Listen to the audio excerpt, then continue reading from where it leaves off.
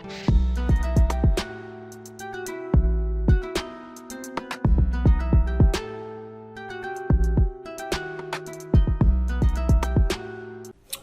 Everyone, continue करते हैं हमारी टोटल क्वालिटी मैनेजमेंट की सीरीज को। यूनिट सेकंड के पार्ट 11 में हम लोग देखेंगे पार्टनरिंग, सप्लायर रेटिंग और उनके सिलेक्शन के बारे में। ये रहा हमारा सिलेबस। तो सबसे पहले देखते हैं सप्लायर पार्टनरशिप क्या होती है। देखो, हम किसी भी सप्लायर को अपना पार्टनर क्यों कहते हैं, इसकी कुछ वजह है। तो सबसे पहली वजह होती है need of trust supplier that supply the quality material. हमें अपने सप्लायर पे विश्वास करना होता है ताकि वो क्वालिटी मटेरियल हमें भेज सके। दूसरा JIT कॉन्सेप्ट। JIT कॉन्सेप्ट की फुल फॉर्म मतलब समझ लो जस्ट इन टाइम। ये एक नाम से इतना समझ में आ रहा है कि बोले इतना ही समझ लो, ये बहुत बड़ा टॉपिक है, इसे हम अभी चर्चा में नहीं लाते।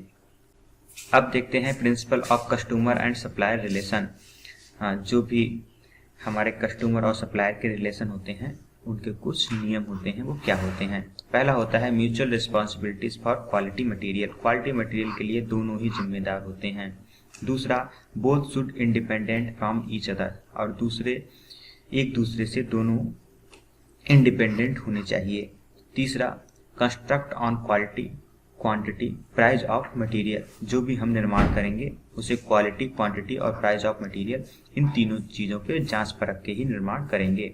और लास्ट में आता है all transaction should in the best favour of the end user. जो भी हमारा एंड यूजर यानी कस्टमर है उसके फेवर में रहने चाहिए सारे के सारे ट्रांजेक्शन। अब हम बात कर लेते हैं सप्लायर पार्टनरशिप के बारे में। It is an efficient SCM मतलब सप्लाई चेन मैनेजमेंट। ठीक है, एक सप्लाई चेन मैनेजमेंट का एक इफिशिएंट मेथड है। Built on strong partnership will create high level of the people satisfaction and customer satisfaction. हमें पीपल्स को जो मतलब काम कर रहे हैं उनको सेटिस्फाई करना है और कस्टमर को भी हाई लेवल पे सेटिस्फाई करना होगा। इस तरह के हम अपने स्ट्रॉन्ग पार्टनर बनाते हैं या फिर उनसे पार्टनरशिप क्रिएट करते हैं। Ensuring the partnership process for an organization is an QMS audit. मतलब हम अपनी जो पार्टनरशिप प्रोसेस होती है वो अपने ऑर्गेनाइजेशन के लिए क्वालिटी मैनेजमेंट सिस्टम के ऑडिट्स के हिसाब से ऑर्गेनाइज करते हैं। और रिव्यू एंड एक्शन प्लान, जो भी हमारे रिव्यू और एक्शन प्लान होते हैं वो हम क्वालिटी मैनेजमेंट सिस्टम के हिसाब से देखते हैं। Partnership are planned and managed must be in line with overall policies and strategies and support the operation of the process. हमारी जो ओवरऑल पॉलिसीज और स्ट्रेटजीज होती हैं वो हमारे प्रोसेस को सपोर्ट करनी चाहिए। इस हिसाब से हम पार्टनरशिप को प्लान करते हैं। कुछ और प्रिंसिपल्स हैं, कंटिन्यू ही है ये।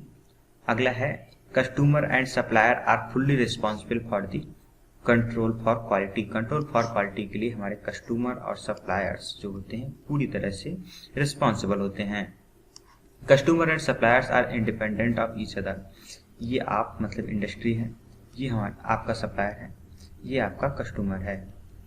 तो ये कस्टमर और सप्लायर इन दोनों के बीच में कोई संबंध नहीं होता, ये दूसरे से इंडिपेंडेंट होते हैं। आप एक मीडिएटर होते हैं, आप इन दोनों के बीच में एक संबंध क्रिएट करते हैं, या फिर ऐसा कह लो कि आपका इन दोनों से संबंध होता है जबकि कस्टमर का सप्लायर से कोई संबंध नहीं होता। Customer must be given full information about the raw material, semi finished product और service required.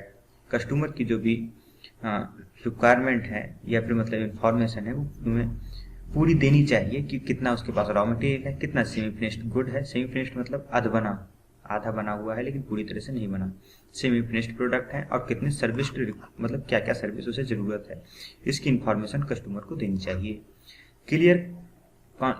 Clear contract regarding quality, quantity, price, delivery और मोड। इनके जो कॉन्ट्रैक्ट हैं वो क्लियर होने चाहिए, इनमें कुछ वो नहीं होनी चाहिए, मतलब कुछ हिडन टर्म्स नहीं होनी चाहिए, जो कुछ है सब क्लियर है।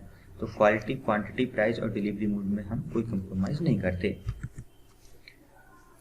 Evaluating the same quality standard by both the customer and suppliers. हम जो क्वालिटी के स्टैंडर्ड हैं उनको दोनों ही सेम तरीके से इवेल्यूएट करते हैं।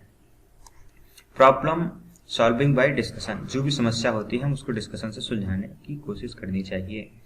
और एक्सचेंज इन्फॉर्मेशन एंड फीडबैक, हमें अपनी इन्फॉर्मेशन को एक्सचेंज करना चाहिए और एक दूसरे से फीडबैक लेते रहने चाहिए। एक दूसरे मतलब हाँ, एक इंडस्ट्री और एक supplier. Both customer and supplier do business transaction with respect to end user. जो भी हमारा मतलब कस्टमर और सप्लायर जो भी हैं, ये इन सबको बिजनेस करना चाहिए एंड यूजर, जो भी हमारा अंतिम उपभोक्ता है, जो हमारे प्रोडक्ट को यूज करेगा, उसके मतलब पक्ष में उसके फायदे के हिसाब से सारे ट्रांजेक्शन किए जाने चाहिए। अब पार्टनरिंग के कुछ गोल या फिर कुछ कंपोनेंट्स हैं, उनको देख लेते हैं। पहला है लॉन्ग टर्म कमिटमेंट, दूसरा है ट्रस्ट, तीसरा है शेयर्ड विजन, मतलब जो उनका विजन है वो दोनों का साझा होना चाहिए, उसे बोलते हैं शेयर्ड विजन, ठीक है। और सोर्सिंग मतलब जो आप पार्टनर हैं वो आप मतलब या फिर जहाँ से माल उठाते हैं उनके क्या क्या सोर्स हो सकते हैं, मतलब किस किस टाइप के सोर्स हो सकते हैं। सोल का मतलब हो सकता है कि एक ही है, आपको वहीं से लेना है, कोई ऑप्शन ही नहीं है। मल्टीपल मतलब थोड़ा सामान यहाँ से लिया, थोड़ा सामान यहाँ से लिया। सिंगल मतलब आपके पास ऑप्शन है, उसके बावजूद आप केवल एक ही जगह से सामान उठाते हैं, तो ये सिंगल हो गया। तो ये 3 तरह की सोर्सिंग हो सकती है। सप्लायर सिलेक्शन बेस्ड ऑन, मतलब जो सप्लायर आप सिलेक्ट करते हैं वो किस बात पे बेस होता है। पहला quality philosophy of the customer, जो भी कस्टमर के हिसाब से जो क्वालिटी लगे उसे, ठीक है, आपके हिसाब से नहीं, जो कस्टमर को लगता है कि ये क्वालिटी प्रोडक्ट है उस हिसाब से आप सप्लायर को सिलेक्ट करेंगे जो भी उसे बेच रहा हो। दूसरा स्टेबल मैनेजमेंट जिसका स्टेबल हो। तीसरा high technical standard with feature, जो टेक्निकल स्टैंडर्ड है उसके अच्छे होने चाहिए, फ्यूचर के साथ जुड़े होने चाहिए। मतलब ऐसा नहीं कि आज के हिसाब से तो काफ़ी अच्छे हैं लेकिन कल टेक्निक्स बदल जाएगी और वो पूरी तरह से आपका प्रोडक्ट पिछड़ जाए, तो आपको ऐसे सप्लायर्स सिलेक्ट नहीं करने चाहिए। ऐसे सप्लायर ही सिलेक्ट करने चाहिए जो फ्यूचर विजन को लेके आगे बढ़े। अगला है raw material and part meet quality standard, जो आपका रॉ मटेरियल है और पार्ट है वो आपके क्वालिटी स्टैंडर्ड को मीट करें। नेक्स्ट है डिलीवरी एज पर शेड्यूल, आपके जो भी शेड्यूल है उसके हिसाब से आपकी डिलीवरी हो जानी चाहिए। नेक्स्ट है इफिशिएंट क्वालिटी सिस्टम, आपका जो क्वालिटी सिस्टम है वो इफेक्टिव होना चाहिए। और लास्ट में आता है record of customer satisfaction credibility in industries, जो भी आपके कस्टमर सेटिस्फैक्शन की क्रेडिबिलिटी है उसको आपको रिकॉर्ड रखना चाहिए कि ये कस्टमर किस तरह से सेटिस्फाई होते हैं। अब बात कर लेते हैं सप्लायर रेटिंग की, मतलब आप किसी भी सप्लायर को किस तरह से रेट करेंगे। पहला क्वालिटी के हिसाब से, दूसरा टाइम ऑन डिलीवरी के हिसाब से, तीसरा सर्विस, चौथा इंटरनल स्ट्रक्चर, उसका जो भी सप्लायर है उसके फर्म का जो भी इंटरनल स्ट्रक्चर है वो कैसा है, और पांचवा कस्टमर सेटिस्फैक्शन, उसके रॉ मटेरियल से आपका जो कस्टमर है सेटिस्फाई होता है या नहीं होता है। और लास्ट आता है रिव्यू रिपोर्ट। रिव्यू रिपोर्ट का मतलब समझते हो कि अगर आपने कोई समस्या उसके पास रिपोर्ट करी तो वो उसे देखता भी है या नहीं।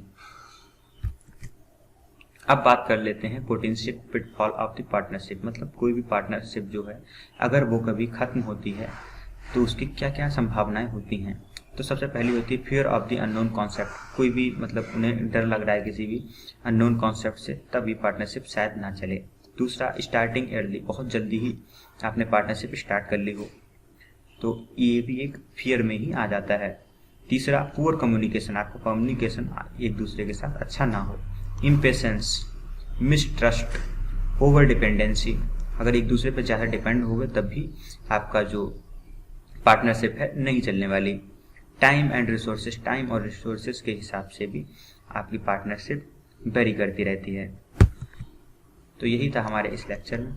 आई होप आपको पार्टनरशिप अच्छे से समझ में आई होगी। अगर आपकी कोई क्यूरी है तो आप कमेंट सेक्शन में बता सकते हैं, या फिर आपका कोई सजेशन है हमारे इम्प्रूवमेंट के लिए उसे भी आप कमेंट सेक्शन में दे सकते हैं। PDF इसकी डिस्क्रिप्शन बॉक्स में मिल जाएगी, आप डाउनलोड कर लीजिए। धन्यवाद।